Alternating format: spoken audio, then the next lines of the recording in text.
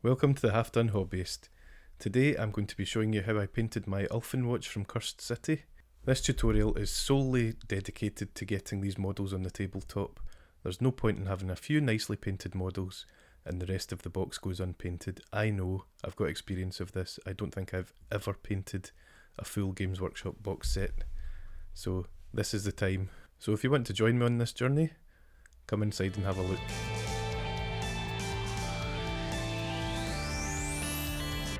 We're starting with a Chaos Black undercoat for these guys. Now you could batch paint these guys and it would all come out absolutely perfect. Get Necron Compound, get a bit on your dry brush and wipe most of it off in a tissue. You just want to scrub it over all the armour areas just to bring up the silver a little bit, but you don't want a full coat of silver because you want it to look a bit dirty and grimy. So this is a really good way of achieving that. Also do the spear end, put a finger behind it because it just wobbles about otherwise. So you can see the armour's already looking pretty good. Really good shortcut there. Next step is to take Runefang Steel and edge highlight a bit of the armour and apply little scratches just as thin as you can across the armour plates, all going in different directions. This might seem an unnecessary step, but it adds a good bit of depth to the armour once you wash it. So we're going to build up the armour over time, and I'd say that's the star of the show for this tutorial. We're going to apply a wash of Nuln Oil here, just to darken down the scratches and put a bit of depth on the armour. So just make sure you get the front of the armour, little bits in the hips, the shin pads, and there's a little bit at the back of his neck. Next colour is Rakarth Flesh.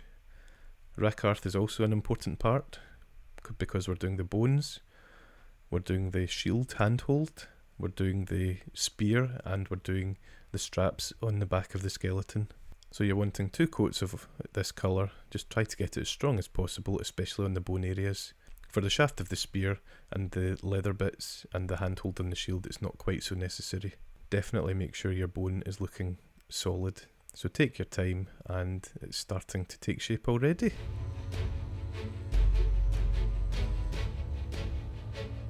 Next thing is to get Mephiston Red and block out all the cloth with it. This is one of the main colours for this paint scheme, so you need to take your time. Try not to go over any of the armour and get any red paint on it, because otherwise you need to go back and you need to dry brush and add scratches and all that kind of stuff. So just try to take your time. Now the cloth goes all the way around the model. It goes over the shoulders and it goes down his back. So just get it all. Don't worry too much about getting the cloth inside his robe, because it kind of adds a wee bit of shadow if it's a wee bit darker. So if it's already black, just leave it black. Take your time, don't hit the straps, just get it all in there and do a couple of coats. Get a nice solid coat on this. It's looking lovely already. I do love these models, they're absolutely incredible for skeletons.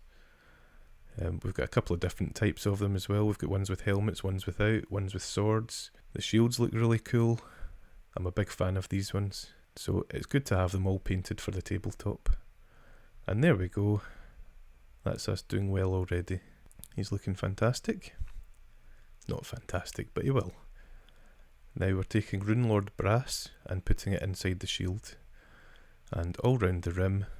You don't need to do the face of the shield with Runelord Brass like this yet. What we're going to do is we're going to dry brush the front of the shield. And the reason for that is just to give it an old and worn look.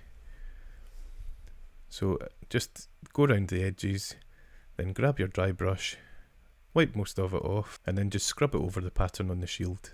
It'll pick up the raised edges and it'll give it that nice worn look as some of the black shines through. It looks really cool, I think. It's such a surprising technique that it works so well in these shields. These shields are pretty much made for dry brushing, so just go for it. It's quick, it's easy, and it looks great.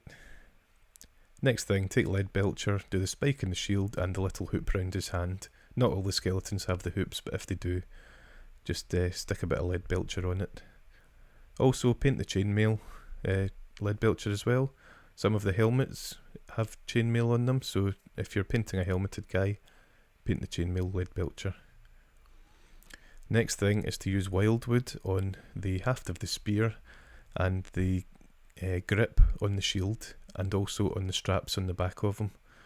This will look like leather with minimal effort, and I'm not actually going to do too much more with those parts. If you want to take it a step further, you could do a highlight with Gorthor Brown, but you don't have to, it still looks good without. So if you're going for sheer quickness, leave that step out. Next thing is to add a few more scratches and things.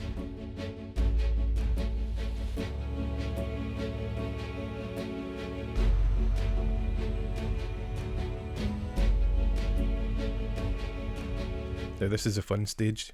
Over the entire model, because of how we set it up, just slap Agrax Earthshade all over it. Brings things out so well, it's lovely. Now a step I missed out was, after the Runelord Brass dry brush on the shield, I dry brushed with Sycorax Bronze, so you can do that as well. And even after this wash is dried, you could give it another wee pick out with Sycorax Bronze, but it's not necessary. The wash settles into the recesses and it looks like a really old shield. It's very cool.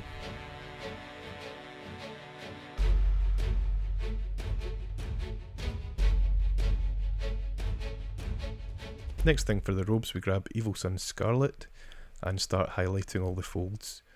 All you need to do, there's loads of folds, pick them all out, just run your brush down them, make sure they've got a little bit of colour on them, and that's it. And you can use the side of your brush and run it round the edges of the cloth as well. It all works really well. Starts to make the cloth look really deep. So there's lots of cloth on them. This is probably one of the longest stages, so just take your time, make sure you do a good job. The first highlight on the bone is Screaming Skull. So it's very easy to pick out all these finger bones and the arm bones. Just do a line down the middle of all these bones and I have to say it looks great. I'm so surprised how well these guys came out. It's just such a simple paint scheme and it really works. Now take a bit of time on the skull because it's a focal point of the miniature. Pick out all the raised areas with your Screaming Skull, as you can see I'm doing here. Round the eye sockets, down, make sure you get the teeth. If you individually pick out the teeth, it looks really cool. If you paint across the gaps in the teeth, then you can always go back with Agrax Earthshade and put another wee line between the teeth if you can manage.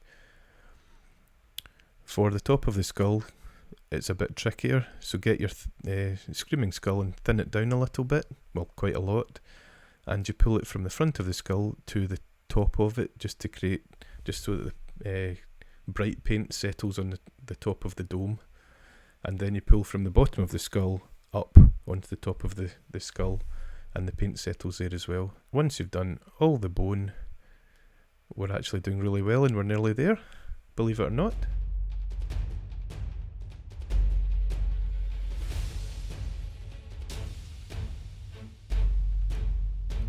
Next thing to do with the skull is Pallid Witch Flesh. So just highlight your highlights on the eyebrows and the jawline, and once again thin paint, start a bit higher up on the skull and pull it all into the middle. Now it looks a bit wet and messy here, but once it dries it looks really cool. That extra Pallid Witch highlight really brings it out, so make sure you do it.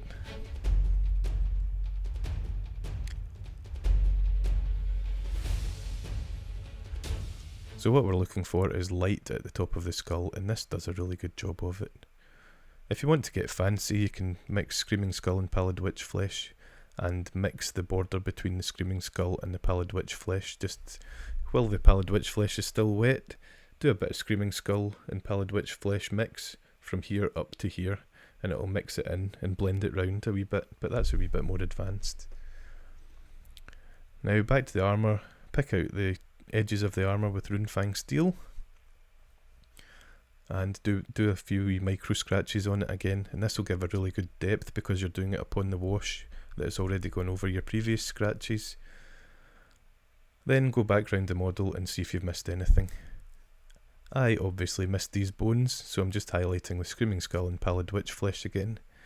I always miss the bones on the back of the legs because they're quite hidden, so make sure you do that and you're golden. And at the end of it, we've got this.